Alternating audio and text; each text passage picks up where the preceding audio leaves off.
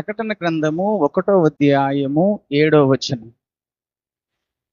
ప్రతి ఒక్కరు కూడా తీయండి.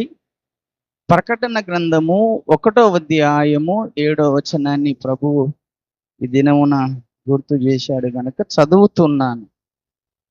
ఇదిగో ఆయన మేఘారూఢుడై వచ్చుచున్నాడు, ప్రతి నేత్రమును ఆయనను చూచును, ఆయనను పొడిచిన వారును చూచెదరు, భూజనులందరూ ఆయనను చూసి రొమ్ము కొట్టుకొందురు. అవును, ఆమేన్. పరిశోధించుదాం. భక్తుడైనటువంటి యోహాను గారు యేసుప్రభు శిష్యులలో ఒక శిష్యుడైనటువంటి యోహాను గారు ఆయన దేవుని యొక్క సువార్త నిమిత్తము, పని నిమిత్తము పద్మాసు దీపములో పడవేయబడ్డప్పుడు ప్రభువు అతనికి దర్శనమిచ్చి అతన్ని కలుసుకొని కొన్ని విషయాలు తెలియజేశాడు, కొన్ని విషయాలు చూయించాడు.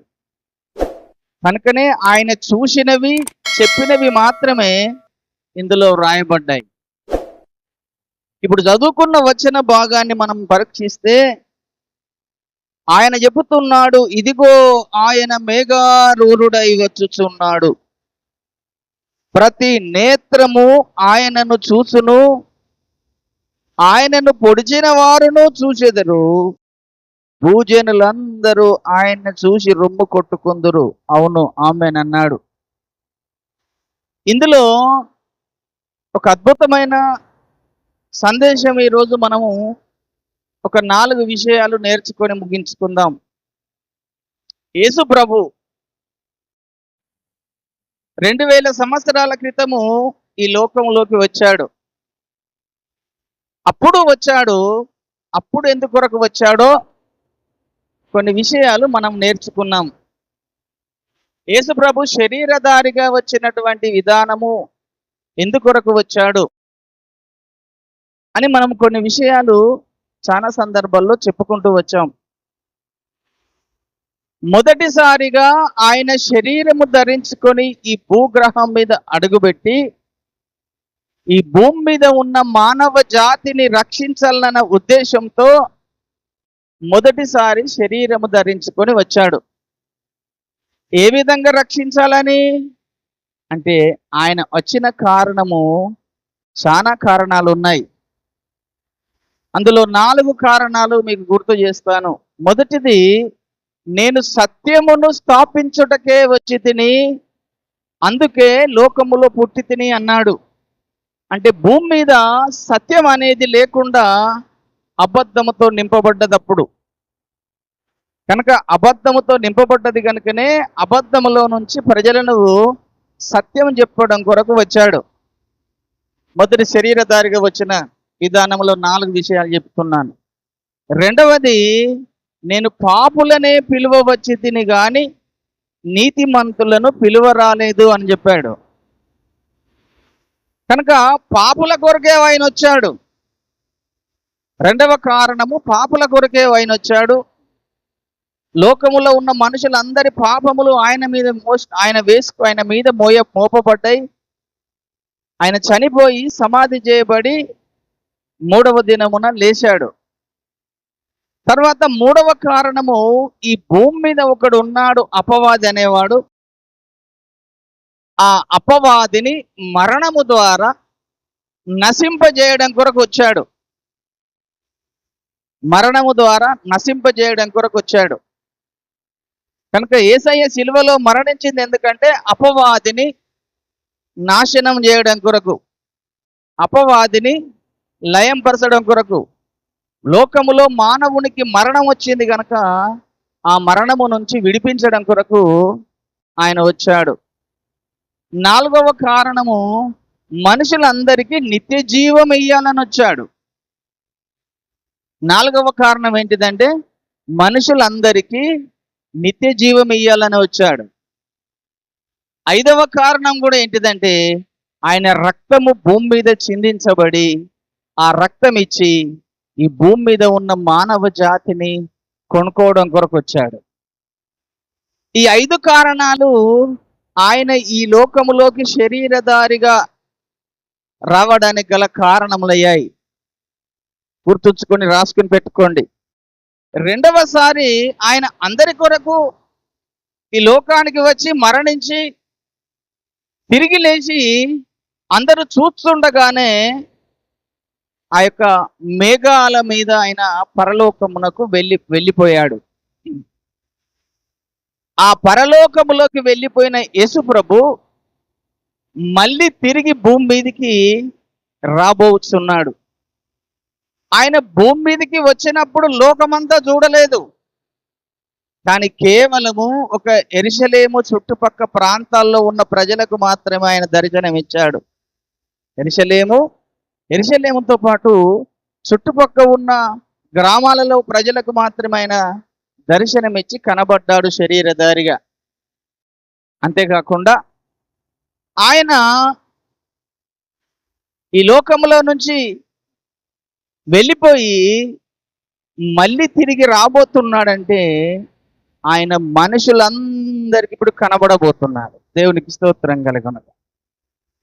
ఆయన మళ్ళీ రాబోతున్నాడు అంటే భూమి మీద ఉన్న 7 ఖండాలలో ఉన్న ప్రజలందరికీ ఆయన కనబడతాడు వచ్చేటప్పుడు. ఆ వచన భాగంలో అదే చెప్పాడు. అందుకని ప్రతి నేత్రము ఆయనను చూచును, ఆయనను పొడిచిన వారును చూసేదరన్నాడు. ఆయన పొడిచిన వారెవరు? యూదులు, ఇశ్రాయేలీలు. కనుక యూదులైనటువంటి వారి మధ్యన ఆయన చంపబడ్డాడు. ఆ యూదులే ఆయనను సిలువ కొట్టారు. ఆయన పొడిచిన వారిని చూస్తారంటే ఎవరు చూస్తారు? ఇప్పుడు ఇశ్రాయేలు దేశంలో ఉన్న యూదులందరూ కూడా ఆయనని చూస్తారు. తర్వాత భూజనులందరూ చూస్తారట, మళ్ళీ ఒక్కరు కాదు. ఇంకా భూజనులందరూ అని అంటే 7 ఖండాలలో ఉన్నటువంటి ప్రజలందరికీ యేసయ్య కనబడతాడు ఆయన వస్తున్నప్పుడు. కనుకనే ఆయన మేఘారూరుడై వచ్చుచున్నాడు అన్నాడు. మేఘారూరుడై వస్తే ఆ ఆకాశమంద కోట్ల కొద్ది దూతలు ఆయనతో పాటు భూమి మీదకి వస్తున్నారు. ఆయన శరీరము ధరించుకున్నప్పుడు ఏ దూతలు రాలేదు, కానీ ఆయన ఈ భూమి మీద పుట్టిన తరువాత ఆయనకు దూతలు వచ్చి ఆయన ఏమని చెప్పారు? లూకా సువార్త 2:13లో సర్వోన్నతమైన స్థలములో దేవునికి మహిమయు ఆయనకిష్టులైన మనుషులకు భూమి మీద సమాధానము కలుగునుగాక అని చెప్పారు. పరలోక సైన్య సమూహం అంతా వచ్చి సర్వోన్నతమైన స్థలములలో దేవునికి మహిమయు తనకిష్టులైన మనుషులకు భూమి మీద సమాధానము కలుగునుగా. కానీ అప్పుడు ఆ దూతలు యేసయ్యను గురించి ఏ విధంగా ప్రజలకు తెలియజేశారో ఇప్పుడు ఆయన వస్తున్న సందర్భంలో అదే విధంగా పరలోక సైన్య సమూహం అంతా ఆయన వెంబడి రాబోతుంది. ఆయన మళ్ళీ ఎందుకు భూమి మీదకి రాబోతున్నాడు? భూమి మీద ఉన్నటువంటి 7 ఖండాలలో భూగ్రహములో ఉన్న ప్రతి మానవుడు యేసయ్యను చూడబోతున్నాడు. అందరికీ ఆయన కనబడే విధంగా వస్తాడు. ఇప్పుడు ఆయన రహస్యంగా రాడు, దొంగగా రాడు, రహస్యంగా రాడు. ఆయన అందరికీ కనబడే విధంగానే ఆయన రాబోతున్నాడు. ఆయన వచ్చినప్పుడు భూమి మీద ఉన్న ప్రతి జాతి మనుషులను ఆయన చూస్తారు. అందరూ రొమ్ము కొట్టుకుంటారట. యేసయ్యను వస్తుంటే చూసి రొమ్ము కొట్టుకునే కాలం ఒకటి రాబోతుంది భూమి మీదకి.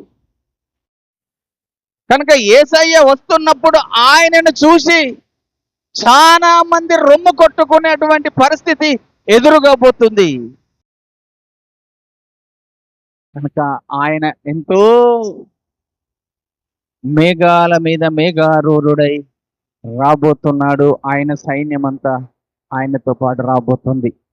ఎందుకొరకు ఆయన రాబోతున్నాడు భూమి మీదకి? మళ్ళీ ఒకసారి వచ్చాడు కదా, మళ్ళీ ఎందుకు రాబోతున్నాడు? దీనికి ఒక 4 కారణాలు చెప్పి ముగిస్తాను. ఎందుకొరకు యేసయ్య భూమి మీదకి మళ్ళీ రాబోతున్నాడు రెండవసారి? మరి ఎవరి కొరకు రాబోతున్నాడు అంటే, ఒకప్పుడేమో ఆయన పాపుల కొరకు వచ్చాడు, ఇప్పుడు రెండవసారి అంటగా ఈ యొక్క మేఘారూరుడై రాబోతున్నటువంటి సందర్భంలో ఇప్పుడు మళ్ళీ యేసయ్య వచ్చేది నీతిమంతుల కొరకు రాబోతున్నారు. దేవునికి స్తోత్రం కలుగును. నీతిమంతుల కొరకే రాబోతున్నాడు ఇప్పుడు. ఇంకా మళ్ళీ పాపుల కొరకు రాడా యేసయ్య ఇప్పుడు. ఒకప్పుడు 2000 సంవత్సరాల క్రితం మాత్రం పాపుల కొరకు వచ్చాడు, కానీ ఆయన మళ్ళీ తిరిగి వచ్చే సమయానికి పాపుల కొరకు రాడు, నీతిమంతుల కొరకే రాబోతున్నాడు. మొదటి కారణం, ఈ భూమి మీద నీతిమంతులు ఎవరయ్యా అని మనం ఆలోచన చేస్తే, ఈ భూమి మీద ఉన్న 7 ఖండాలలో నివసించే ప్రజలు ఎవరైతే యేసయ్య దేవుడని నమ్మి బాప్తిసం పొంది ఆయన రక్తములో కడుక్కొని ఆయన శరీరాన్ని భుజించుతూ రక్తమును తాగుతూ వాక్య ప్రకారం జీవిస్తూ పాపములు చేయకుండా పరిశుద్ధ జీవితము కలిగిన వారే నీతిమంతులు. ఆ పరిశుద్ధ జీవితము కలిగిన వారి కొరకు ఆయన రెండవసారి మళ్ళీ భూమి మీదికి రాబోతున్నాడు. మొదటి కారణం.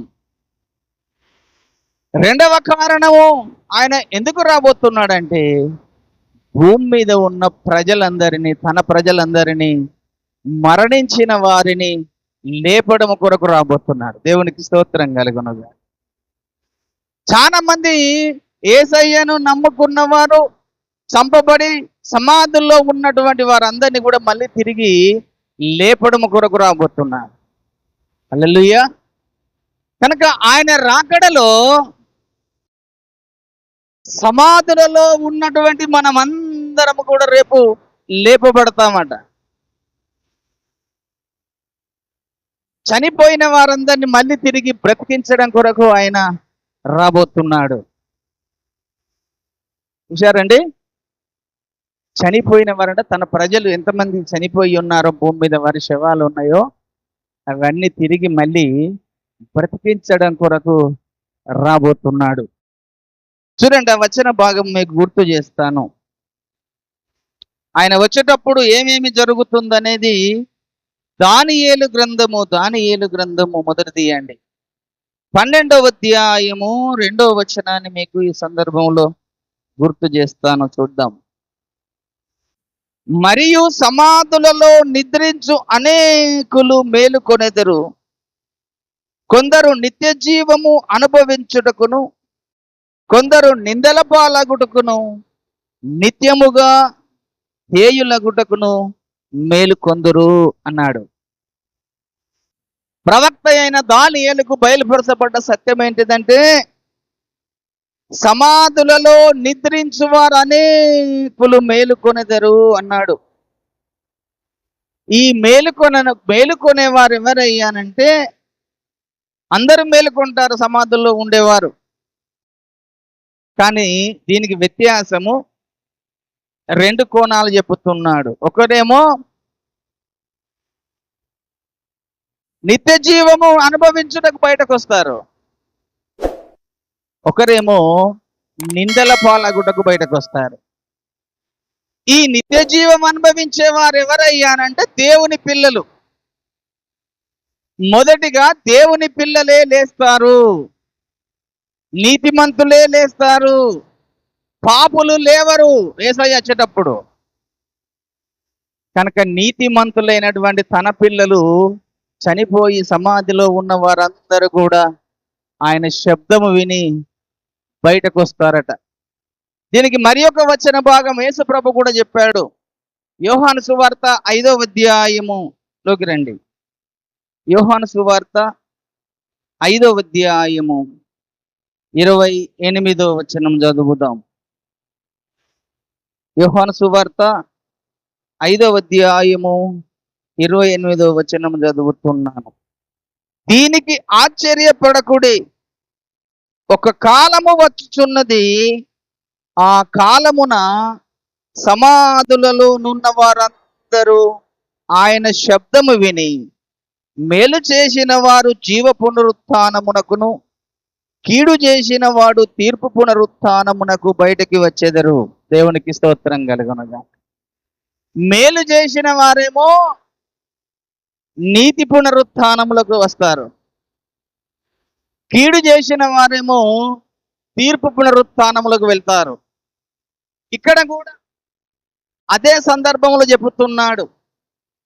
నిత్య జీవం అనుభవించడం కొరకు దానియేలు చెప్పినట్టుగా ఇక్కడ కూడా యేసుప్రభు అదే రెండు పునరుత్థానాల గురించి చెబుతున్నాడు.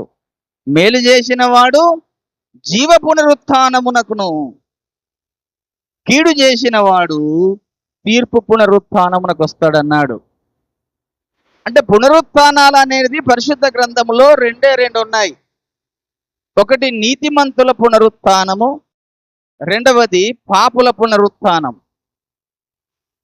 దీనికి మించిన పునరుత్థానాలు పరిశుద్ధ గ్రంథములో ఎక్కువ లేనే లేవు. తర్వాత 3వ వచనం కూడా మనం చూద్దాము. కొరింథీయులకు రాసిన మొదటి పత్రిక 15వ అధ్యాయము. కొరింథీయులకు రాసిన మొదటి పత్రిక 15వ అధ్యాయము 22వ వచనాన్ని చదువుకుందాము. కొరింథీయులకు రాసిన మొదటి పత్రిక అందరు కూడా తీయండి. 15వ అధ్యాయము 22వ వచనం చదువుతున్నాను. ఆదాము నందు అందరూ ఎలాగు మృతి పొందుచున్నారో అలాగునని క్రీస్తునందు అందరూ బ్రతికింపబడుదురు. ప్రతి వాడును తన తన వరుసలోనే బ్రతికింపబడును. ప్రథమ ఫలము క్రీస్తు, తర్వాత క్రీస్తు వచ్చినప్పుడు ఆయన వారు బ్రతికింపబడుదురు. దేవునికి స్తోత్రం కలుగునుగా. ఆయన వారంటే ఆయన వచ్చినప్పుడు ఎవరు ఎవరు బ్రతుకుతారు? ఆయన వారు బ్రతుకుతారు అన్నాడు. ఆయన వచ్చినప్పుడు ఎవరు వారు అంటే ఈ భూమి మీద యేసయ్య దేవుడని తెలుసుకొని మారుమనసు పొంది రక్షణ పొంది బాప్తిసం పొంది యేసయ్య రక్తములో తన పాపములు కడుక్కొని యేసయ్య శరీరమును తిని యేసయ్య రక్తమును తాగుతూ ఆయన వాక్యాన్ని వింటూ పరిశుద్ధంగా ఎవరైతే జీవిస్తారో వీరందరూ కూడా క్రీస్తు వారు. దేవునికి స్తోత్రం కలుగునుగా. యేసయ్య రక్తము లేని వారు ఎవరు ఆయన వారు కాదు. యేసయ్య శరీరము లేని వారు ఎవరు ఆయన వారు కాదు. కనుక యేసు ప్రభువు ఎంత అద్భుతంగా మొదటిసారి వచ్చినప్పుడు ఆయన రక్త శరీరము మానవ జాతికి అందించాలని, ఆ రక్తముతో వారిని కడుక్కొని శుద్ధి చేసుకోవాలనే అలనాడు వచ్చి రక్తాన్ని చిందించి వెళ్ళిపోయి మళ్ళీ తిరిగి వస్తున్నప్పుడు ఎవరు లేస్తారట? ఆయన వారు అంటే యేసయ్య రక్తములో కడుక్కొని యేసయ్య శరీరాన్ని భుజించుతూ ఆయనకు ఎవరైతే నీతిమంతులుగా ఉంటారో వారి కొరకు మాత్రమే యేసయ్య మళ్ళీ ఇప్పుడు రాబోతున్నాడు. ఇక్కడ కూడా ఏం చెబుతున్నాడు? పునరుత్థానాలు 2 అని చెప్పినాడు కదా. వారి వారి వరుస క్రమములో అన్నాడు అంతే. మొదటి వరుస క్రమము నీతిమంతుల పునరుత్థానము, రెండవ వరుస క్రమము పాపుల పునరుత్థానం. కనుక యేసయ్య రేపు మేఘారూరుడై దేని కొరకు రాబోతున్నాడంటే తన వారిని బ్రతికించడం కొరకు రాబోతున్నాడు. దేవునికి స్తోత్రం కలుగు. ఎప్పుడు జరిగే పరిస్థితి ఇది అంటే కడబూరం మ్రోగినప్పుడు. కడబూరం మ్రోగినప్పుడు ఈ భూమిలో ఉండి ఏ దేవుని పిల్లలుగా ఉండి చనిపోయిన సమాధి చేయబడిన సమాధులన్నీ కూడా తెరుచుకుంటాయట. సమాధులన్నీ కూడా తెరుచుకుంటాయండి. ఒక్క సమాధి కూడా భూమి మీద ఉండడానికి వీలు లేదు. యేసయ్య వచ్చినప్పుడు కడబూరం మోగినప్పుడు ఆయన ప్రజలు ఎంతమంది అయితే ఉన్నారో ఆయనను ఈ భూమి మీద యేసయ్య దేవుడు అని తెలుసుకొని మారు మనసు పొందిన వారందరూ, బాప్తిసం పొంది రక్షించబడిన వారందరూ చనిపోయి ఈ భూమి మీద వారి సమాధులు ఉన్నాయి. ఆ సమాధులలో ఉన్నటువంటి వారందరూ కూడా ఆ బూర శబ్దాన్ని విని అందరూ బయటకు వస్తారు. దేవునికి స్తోత్రం కలుగునుగా. చూడండి, దీనికి 2 విషయాలు మీకు గుర్తు చేయాలి. ఇందులో మొదటిది కొరింథీ పత్రిక 15:50 మొదటిగా చదువుదాం.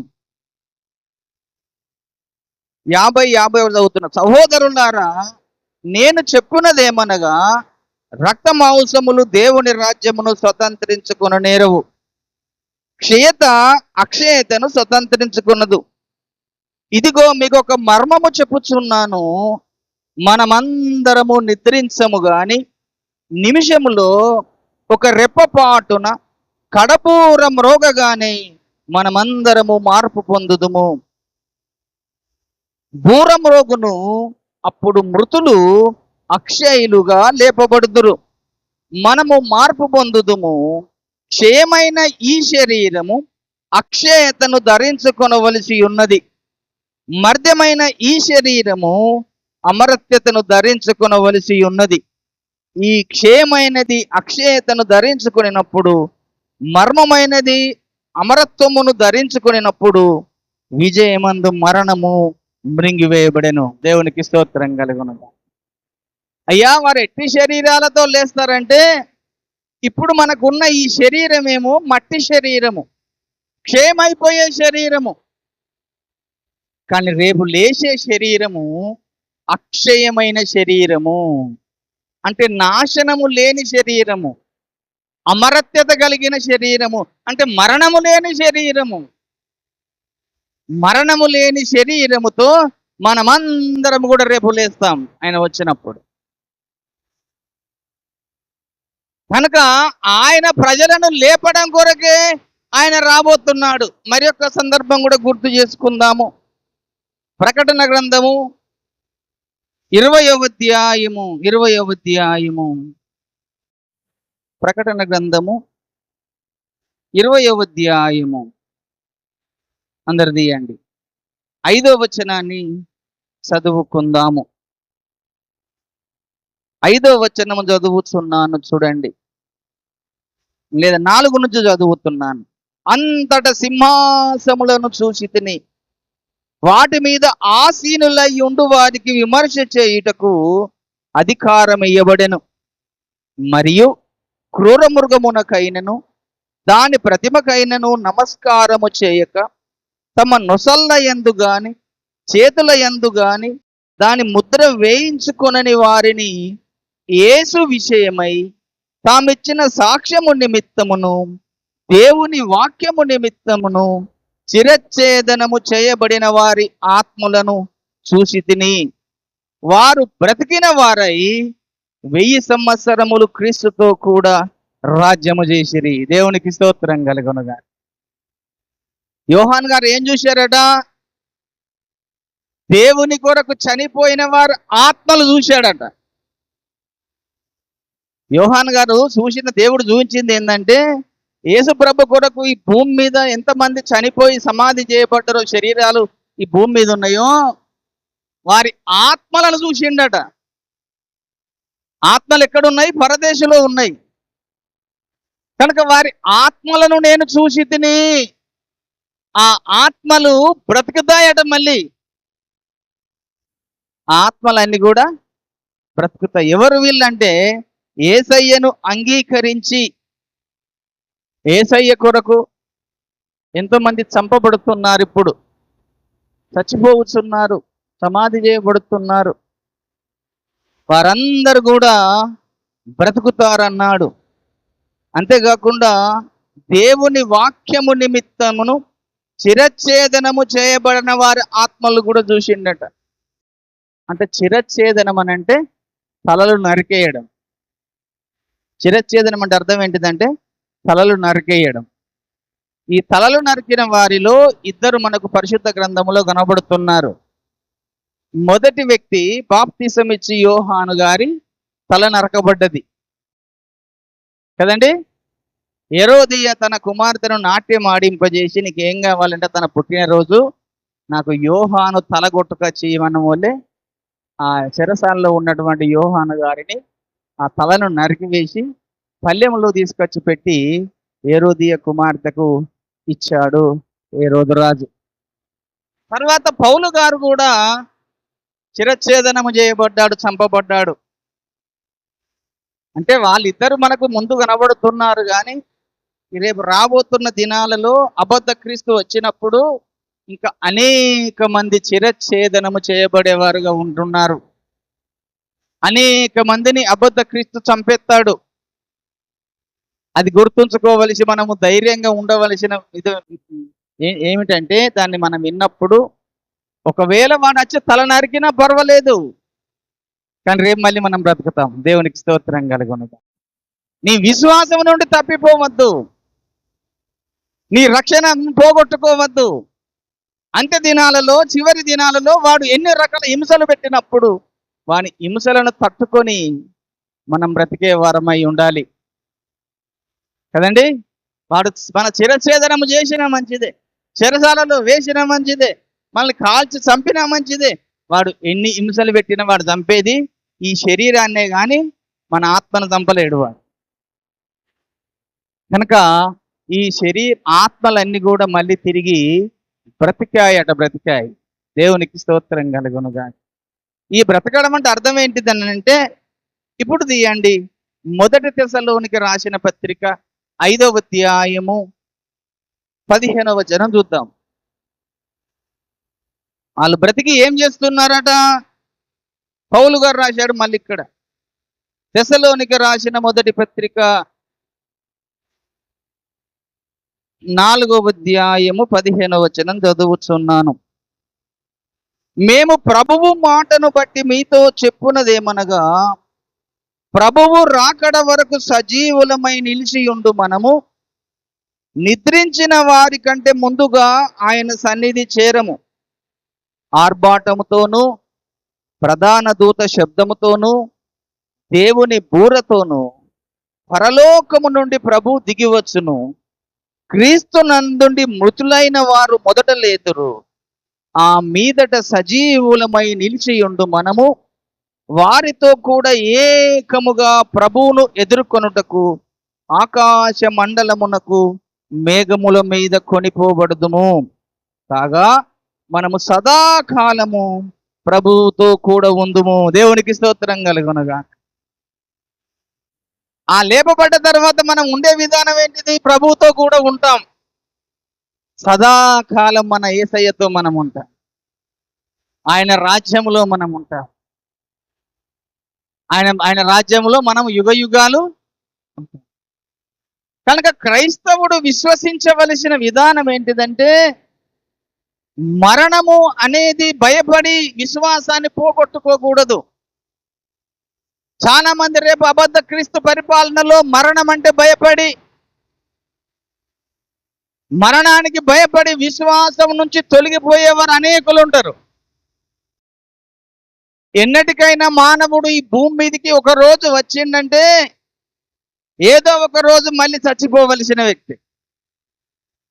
ఆ చచ్చిపోయే ముందు విశ్వాసులు క్రీస్తులో ఉండి చనిపోతే నీకు మళ్ళీ నిత్య జీవం ఉంటుంది. దేవునికి స్తోత్రం కలుగునుగా. క్రీస్తుకు అవతల ఉండి చనిపోతే నీకు నిత్య జీవము లేదు, నీకు దేవుని రాజ్యములో స్థానము లేదు. కనుక ఈ యొక్క క్రీస్తుతో మనము దేవుని ఎదుర్కొనబోతున్న మేఘాల మీద కొనిపోబడతామని. మన యేసయ్య భూమి మీదకి వచ్చి ఏ విధంగా చనిపోయి లేచి ఆయన మేఘాల మీద కొనిపోబడ్డాడో, తన పిల్లలమైన మనము కూడా రేపు మేఘాల మీద కొనిపోబడి ఆ మేఘాల మీద వస్తున్న యేసయ్యను మనం కూడా మేఘముల మీద పోయి ఎదుర్కొంటాం. దేవునికి స్తోత్రం కలుగును. అప్పుడు మనకు వాహనం ఏంటిదయ్యానంటే మేఘమే మనకు వాహనము. ఇప్పుడు లేదు, ఈ శరీరానికి మేఘం వాహనం లేదు. కానీ రేపు మనం లేస్తున్నటువంటి ఆ అమరత్యము కలిగినటువంటి శరీరము ధరించుకున్నప్పుడు, అక్షయమైన శరీరమును ధరించుకున్నప్పుడు, ఆ శరీరానికి మాత్రమే మేఘము నీకు వాహనముగా దేవుడు చేసి ఆ మేఘాల మీద మనల్ని తీసుకుని వెళ్తాడు ఆయన ఎదుర్కోవడానికి. దేవునికి స్తోత్రం కలుగును. ఇది రెండవ కారణమా. మూడవ కారణము ఎందుకు రాబోతున్నాడు ఆయన అంటే, ఈ భూమి మీద ఉన్నటువంటి పాపమునకు కారణమైనటువంటి ముగ్గురిని పట్టి బంధించడం కొరకు రాబోతున్నాడు. ముగ్గురిని పట్టి బంధించి కూడా రాబోతుంది. ముగ్గురు ఎవరయ్యా అంటే, ఈ భూమి మీద దేవుని పనిని జరిగించకుండా, దేవుని పనిని ఆటంకాలు చేస్తూ, ప్రజలను పాపములో పడేస్తూ, ప్రజలను నాశనము చేస్తూ, ప్రజలను నరకానికి పంపించే వాడొకడు ఉన్నాడు ఈ లోకంలో. వాని పేరే అపవాది. వాని కూడా ఒక కుమారుడు ఉన్నాడు, అపవాది కుమారుడు. వాని పేరు అబద్ధ క్రీస్తు. తర్వాత వానికంటూ ఒక ప్రవక్త ఉన్నాడు, అబద్ధ ప్రవక్త. ఈ అపవాదిని, అబద్ధ క్రీస్తును, అబద్ధ ప్రవక్తను, వీరి ముగ్గురిని పట్టి బంధించడం కొరకు, ఈ భూమి మీద లేకుండా చేయడం కొరకు యేసయ్య రాబోతున్నాడు. దేవునికి స్తోత్రం కలుగునుగాక. చూడండి, అంత్య దినాలలో అబద్ధ క్రీస్తులు, అబద్ధ ప్రవక్తలు వస్తారని యేసుప్రభు చెప్పాడు. మత్తయి సువార్త 24:24లో గుర్తుంచుకోనండి. మత్తయి సువార్త 24:24లో యేసుప్రభు చెప్పినటువంటి మాటల్లో ఇది మనకు చాలా అద్భుతమైన మాట. అబద్ధపు క్రీస్తులను, అబద్ధపు ప్రవక్తలను వచ్చి సాధ్యమైతే ఏర్పరచబడిన వారిని సైతము మోసపరచుటకై గొప్ప సూచక క్రియలను, మహత్కార్యములను కనపరిచెదరు అన్నాడు. యేసయ్య ముందుగాల చెప్పాడయ్యా, నా రాకడకు ముందు అబద్ధ క్రీస్తులు వస్తారు, అబద్ధ ప్రవక్తలు వస్తారు, మీరు జాగ్రత్తగా ఉండండి, వారి ద్వారా మోసపోకండి, వారు అద్భుతాలు చేస్తారు, ఆశ్చర్యాలు చేస్తారు. కానీ మీరేమాత్రము మోసపోయి వాని వశంలోకి వెళ్ళకండి, వారు రావలసి ఉన్నది అన్నాడు. దీనికి మళ్ళీ ప్రకటన గ్రంథం 13వ అధ్యాయంలో కూడా ఆ సందర్భాన్ని మళ్ళీ మనం గుర్తు చేస్తాం. ప్రకటన గ్రంథము 13వ అధ్యాయము 12వ వచనం చదువుతున్నాను. అది ఆ మొదటి క్రూర మృగమునకున్న అధికారపు చేష్టలన్నీయు దాని ఎదుట చేయుచున్నది, మరియు చావు దెబ్బ తగిలి బాగుపడి ఉన్న ఈ మొదటి క్రూర మృగమునకు భూమియు దానిలో నివసించు వారును నమస్కారము చేయినట్లు అది బలవంతము చేయుచున్నది. అది ఆకాశము నుండి భూమికి మనుషుల ఎదుట అగ్ని దిగి వచ్చున్నట్లుగా గొప్ప సూచనలు చేయుచున్నది అన్నాడు. మొదటి క్రూర మృగము, రెండవ క్రూర మృగము అన్నాడు. మొదటి క్రూర మృగమేమో అబద్ధ క్రీస్తుకు సూచిస్తుంది, రెండవ క్రూర మృగమేమో అబద్ధ ప్రవక్తకు చూపిస్తుంది. కనుక అబద్ధ ప్రవక్త, అబద్ధ క్రీస్తు వచ్చి ప్రజలను మోసము చేసి వానికి మన చేత నమస్కారము చేయించడం కొరకు చేయమని చెప్పి బలవంతము చేసి పరిశుద్ధులను హింస చేస్తారు. నాకు మీరు నమస్కారం చేయండి అని చెప్తాడు. దేవుని పిల్లలు దేవునికి తప్ప మరి దేనికి నమస్కారము చేయడానికి వీలు లేదు, చేయకూడదు. మన దేవునికి మాత్రమే మనం నమస్కారం చేయాలి, మన ప్రభువుకు మాత్రమే మనం నమస్కారం చేయాలి. కానీ ఇక ఈ భూమి మీద దేనికైనాను నమస్కారము చేయకూడదు. ఆ నమస్కారము చేసితివా, దానికి మొక్కితివా, నువ్వు దేవుని రాజ్యమునకు హక్కుదారువు కాకుండా దేవుని అవతల త్రోసివేస్తాడు. కనుక ఈ అబద్ధ క్రీస్తు, అబద్ధ ప్రవక్త ప్రజలను మోసం చేయడం వచ్చి అనేకులను మోసం చేస్తాడు. ఇంకా ఆయన గురించి ఏమని మాట్లాడు చూడండి. ప్రకటన గ్రంథము 16వ అధ్యాయము 13వ వచనంలో కూడా ఒక వచన భాగం చూడండి, మీకు గుర్తు చేస్తున్నాను. ప్రకటన 16:13. మరియు ఆ ఘట సర్పము నోట నుండి, క్రూర మృగము నోట నుండి, అబద్ధ ప్రవక్త నోట నుండి కప్పల వంటి 3 అపవిత్రాత్మలు బయలు వెళ్ళగా చూసి తిని, అవి సూచనలు చేయునట్టి దయ్యముల ఆత్మలే. అవి సర్వాధికారి అయిన దేవుని మహాదినమున జరుగు యుద్ధమునకు లోకమంతట ఉన్న రాజులను పోగు చేయవలెనని వారి యొద్దకు బయలు వెళ్ళాయి అన్నాడు. ఎంతమందిలో నుంచి? ముగ్గురు కనబడుతున్నారు. అపవాది నోట నుంచి ఒక అపవిత్రాత్మ, కప్పలాంటి అపవిత్రాత్మ బయటకు వచ్చిందట. క్రూర మృగము నోట నుండి, అంటే అబద్ధ క్రీస్తు నోట నుంచి మరి యొక్క కప్పలాంటి అపవిత్రాత్మ బయటకు వచ్చింది. అబద్ధ ప్రవక్తలో నుంచి ఒక కప్పలాంటి అపవిత్రాత్మ బయటకు వచ్చి అది భూమి మీద మనుషుల ఎదుట సూచనలు చూపిస్తుంది, అద్భుతాలు చేసి చూపిస్తున్నాయట. ఈ రోజుల్లో క్రైస్తవ సంఘము, దేవుని బిడ్డలు దేని మీద మనసు పెడుతున్నారంటే అద్భుతాల మీద, స్వస్థతల మీద మనసు పెట్టి పరిగెట్టుతూ ఉరుకుతున్నారు స్వస్థతలు అంటే. కానీ ఈడు కూడా రేపు స్వస్థతలు చేస్తాడు మరి. కనుక మనకు స్వస్థతలు లేవని కాదు, ఉన్నవి, కానీ వాటి మీదనే మన మనసు పెట్టద్దు. ఆ స్వస్థతలు మనకు కొంచెము కాలమే, కొంచెం మట్టుకే మనకి అది క్షేమాభివృద్ధి కలుగజేస్తాయి. నీ రోగం పోయింది అంతే, మళ్ళీ రోగం రాదా? వస్తుంది. కానీ పాపం పోతే, పాపం పోగొట్టుకుంటే చాలా మంచిది. కనుక ఈ స్వస్థతలు, అద్భుతాల మీద మన మనసు పెట్టకుండా దేవుని వాక్యం మీద మనసు పెట్టి దేవుని సత్యాన్ని మనం గ్రహించే వారమై ఉండాలి. కనుక ఈ ముగ్గురు బయట వెళ్ళి వారు భూమి మీద మానవ జాతి అంతటిని అద్భుతములు చేయించుకుంటూ, ఆశ్చర్యాలు చేయించుకుంటూ అనేకుల ప్రజల మధ్య మేము గొప్పవారం అనేది తెలియజేసుకునే కాలము రాబోతుంది. అప్పుడు క్రైస్తవుడు మెలకువగా ఉండి తెలుసుకోవాలి, ఈ దేవుడు మాకు ముందుగానే వాని గురించి ఈ లేఖనాలు రాయించి పెట్టాడు కనుక వీడు క్రీస్తు కాదు, వీడు అబద్ధ క్రీస్తు, వీడు అపవాది, వీడు అబద్ధ ప్రవక్త అనేటువంటి ఆలోచన మన మైండ్లోకి రావాలి. దేవునికి స్తోత్రం కలుగునుగాక. కనుక యేసయ్య ఎందుకు వస్తున్నాడంటే వీరి ముగ్గురుని పట్టి బంధించి అగ్ని గంధకములు గల గుండములో వేయడం కొరకు రాబోతున్నాడు. దేవునికి స్తోత్రం కలుగునుగాక. చూడండి, ప్రకటన గ్రంథం 19వ అధ్యాయంలోకి రండి. ఇప్పుడు 19వ అధ్యాయము 20వ వచనం చదువుతున్నాను.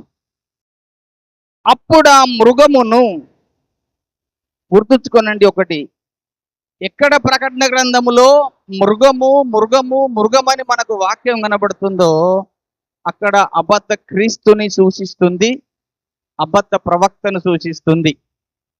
కనుక ఇక్కడ చక్కగా చెబుతున్నాడు, అప్పుడు ఆ మృగమును దాని ఎదుట సూచక క్రియలు చేసి దాని ముద్రను వేయించుకొనిన వారిని, ఆ మృగపు ప్రతిమకు నమస్కరించిన వారిని మోసపరిచిన ఆ అబద్ధ ప్రవక్తయు పట్టబడి వారిద్దరూ గంధకములతో మండు అగ్నిగుండములు ప్రాణంతోనే వేయబడిరి. దేవునికి స్తోత్రం కలుగునుగా. ఆయన వచ్చి ఈ అబద్ధ క్రీస్తును, క్రూర మృగాన్ని అబద్ధ క్రీస్తును, అబద్ధ ప్రవక్తను ఇద్దరిని బట్టి ప్రాణముతోనే అగ్ని గుండములు వేస్తున్నాడట. తర్వాత మూడవ వ్యక్తి అపవాదిని కూడా పట్టుకొని 1000 సంవత్సరములు వాణ్ణి అగాధములో వేయబోతున్నాడు అన్నాడు. 20వ అధ్యాయం 1వ వచనం చదువుదాం. మరియు పెద్ద సంఖ్యలు చేత పట్టుకొని అగాధము యొక్క తాళపు చెవి గల ఒక దేవదూత పరలోకము నుండి దిగివచ్చుట చూసితిని. అతడు ఆది సర్పమును అనగా అపవాదియు సాతానును అను ఆ ఘట సర్పమును పట్టుకొని 1000 సంవత్సరములు వానిని బంధించి అగాధములో పడవేసి. దేవునికి స్తోత్రం కలుగునుగా. యేసయ్య ఎందుకు వస్తున్నాడంటే మూడవ కారణము, ఈ భూమి మీద పాపమునకు కారణము చేసి ప్రజలందరినీ పాడు చేసి ప్రజలందరినీ పాపములో పడేయడానికి కారకుడైన అపవాదిని, వాని కుమారుడైన అబద్ధ క్రీస్తును, వానికి సహకరించిన అబద్ధ ప్రవక్తను పట్టి అగ్ని గంధకములో గుండములో ఇద్దరినేశాడు. అపవాదినేమో 1000 సంవత్సరములు అగాధములో వేసి బంధించాడు. ఇది మూడవ కారణం. ఇక 4వ కారణం ఏంటిదయ్యా అని అంటే, క్లుప్తంగా రాసుకోండమ్మా. 4వ కారణం ఏంటిదంటే, యేసయ్య ఈ భూమి మీద 1000 ఏళ్ళ పరిపాలన చేయడం కొరకు రాబోతున్నాడు. దేవునికి స్తోత్రం కలుగునగా. 4వ కారణం ఏంటిదంటే, ఈ భూమి మీద మన ప్రభువు, మన యేసయ్య 1000 సంవత్సరములు భూమి మీద నీతి పరిపాలన జరిగించడం కొరకు రాబోతున్నాడు. న్యాయ పరిపాలన జరిగించడం కొరకు రాబోతున్నాడు. ఈ భూమి పుట్టినది మొదలుకొని, మానవ జాతి ఉత్పత్తి అయినది మొదలుకొని, ఇంతవరకు భూమి మీద ఎన్నో పరిపాలన విధాలు జరిగించుకుంటూ వచ్చాయి, కానీ నీతి పరిపాలన ఎవ్వరు కూడా చేయలేదు.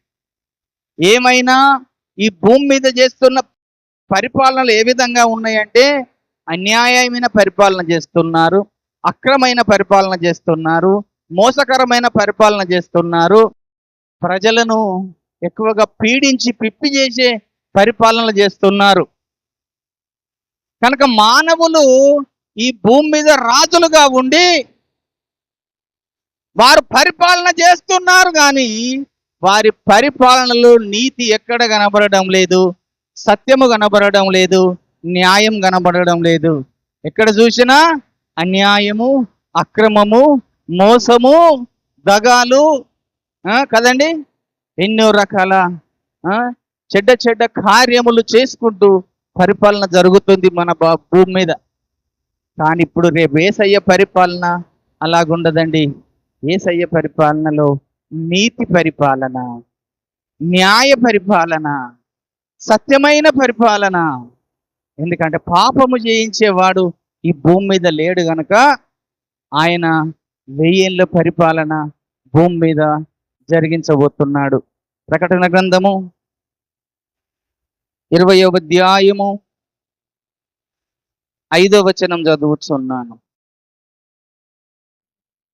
ఈ 1000 సంవత్సరములు గడుచు వరకు కడమ మృతులు బ్రతకలేదు. ఇది మొదటి పునరుత్థానము. ఈ మొదటి పునరుత్థానములో పాలుగలవారు ధన్యులను పరిశుద్ధులునయ్యుందురు. ఇట్టి వారి మీద రెండవ మరణమునకు అధికారము లేదు.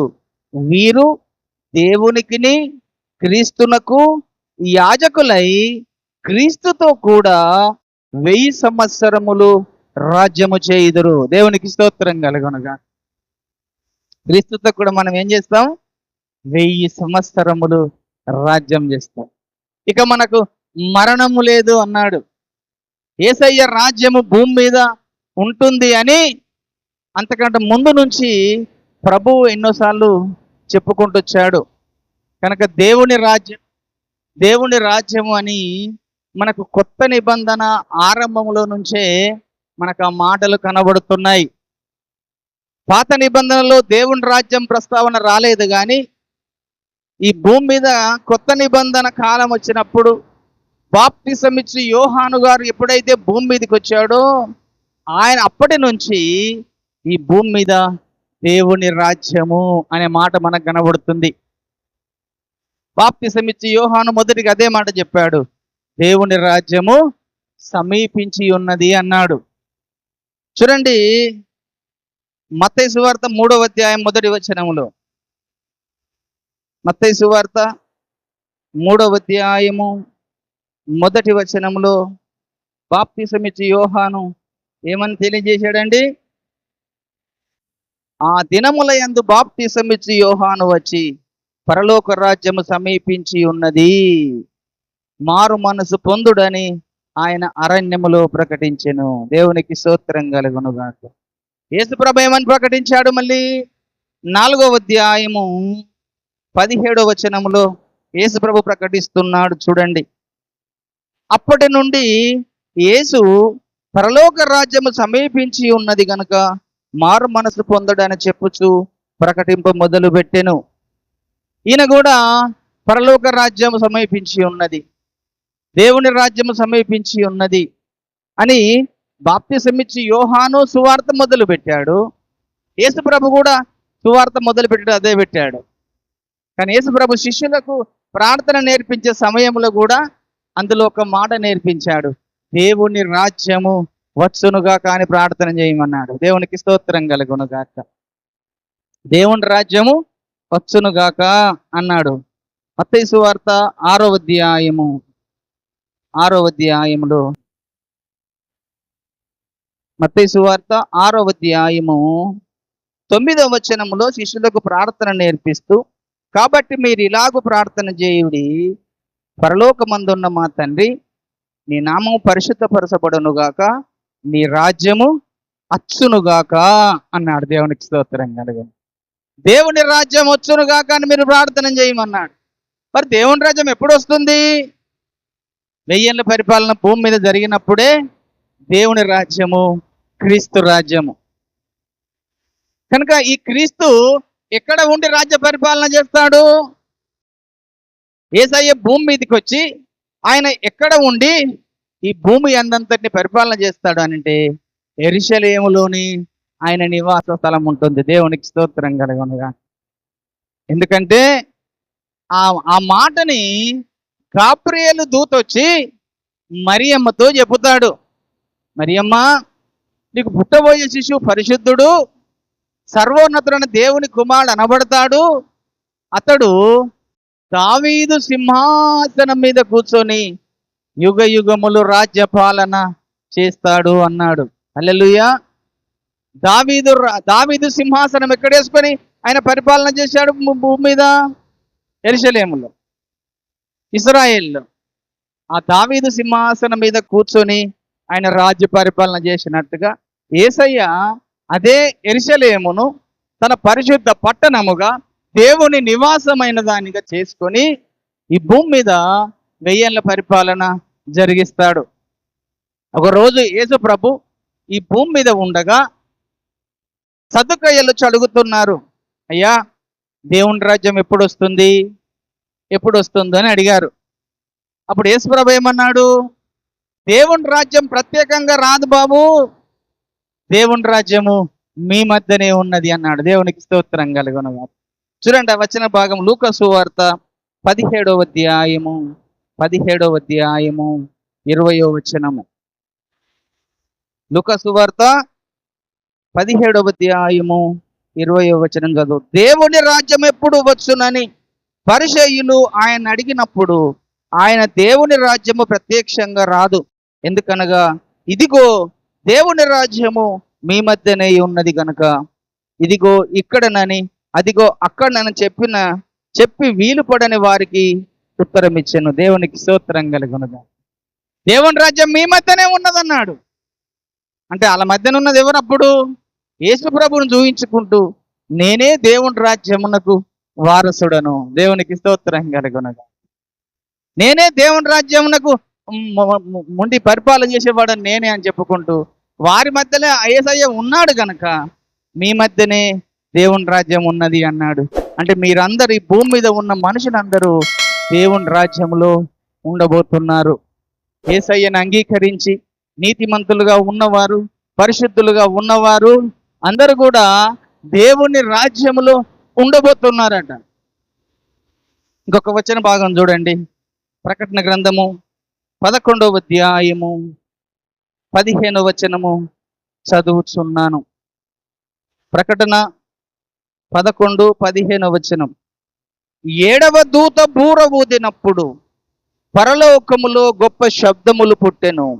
ఆ శబ్దములు ఈ లోక రాజ్యము మన ప్రభువు రాజ్యమును ఆయన క్రీస్తు రాజ్యమును ఆయన యుగ యుగముల వరకు ఏలుననెను. అంతట దేవుని ఎదుట సింహాసన ఆసీనులగు ఆ 24 పెద్దలు సాష్టాంగపడి దేవునికి నమస్కారము చేసి, వర్తమాన భూత కాలములో ఉండు దేవుడవైన ప్రభువా, సర్వాధికారి, నీవు నీ మహాబలమును స్వీకరించి ఏలుచున్నావు గనుక మేము నీకు కృతజ్ఞతాస్తుతులు చెల్లించుచున్నాము. దేవునికి స్తోత్రం కలుగునుగాక. క్రీస్తు రాజ్యము, దేవుని రాజ్యము ఈ భూమి మీద ఉండబోతుంది. 1000 ఏళ్ళు ఆయనతో పాటు నీతిమంతులు, పరిశుద్ధులు, ఆయన ప్రజలు ఈ భూమి మీద 1000 ఏళ్ల పరిపాలనలో ఉండబోతున్నాం. ఆ 1000 పరిపాలన జరిగించడం కొరకు యేసయ్య భూమి మీదికి రాబోతున్నాడు. దేవుని పిల్లలారా, యేసయ్య ఎందుకొరకు వస్తున్నాడు భూమి మీదికి అనేది చాలా సందర్భాల్లో రకరకాలుగా దేవుని సేవకులు బోధిస్తున్నారు, వింటున్నాం. కానీ దేవుడు నాకు తెలియజేసిన ఈ 4 విషయాలని మీ ముందు ఉంచాను. యేసయ్య ఎందుకు రాబోతున్నాడంటే, మొదటిగా పరిశుద్ధుల కొరకు, నీతిమంతుల కొరకు రాబోతున్నాడు. రెండవది, తన పిల్లలను బ్రతికించడం కొరకు రాబోతున్నాడు. మూడవది, అపవాదిని, వాని కుమారుని, అబద్ధ ప్రవక్తను పట్టి బంధించడం కొరకు రాబోతున్నాడు. 4వ కారణము, 1000 ఏళ్ల పరిపాలన భూమి మీద జరిగించడం కొరకు రాబోతున్నాడు. కనుక మనం సిద్ధపాటు కలిగి ఉండాలి. చివరిగా ఒక మాట చెప్పి, ప్రభు ఒక మాట చెప్పాడు, అది చెప్పి ముగిస్తాను. ప్రకటన గ్రంథము 22వ అధ్యాయము, అందరు కూడా తీయండి. 22వ అధ్యాయము 12వ వచనము 11వ వచనం చదువుతున్నాను. 11వ వచనం చదువుతున్నాను. అన్యాయము చేయువాడు ఇంకను అన్యాయమే చేయనిమ్ము, అపవిత్రుడైన వాడు ఇంకను అపవిత్రుడుగానే ఉండనిమ్ము, నీతిమంతుడు ఇంకను నీతిమంతుడుగానే ఉండనిమ్ము, పరిశుద్ధుడు ఇంకను పరిశుద్ధుడుగానే ఉండనిమ్ము. ఇదిగో త్వరగా వచ్చుచున్నాను, వాని క్రియల చొప్పున ప్రతివానికిచ్చుటకు నేను సిద్ధపరిచిన జీతము నా యొద్ద ఉన్నది. దేవునికి స్తోత్రం కలుగునుగా. దేవుని పిల్లలకు జీతము, బహుమానము ఆయన మనకి ఇవ్వబోతున్నాడు.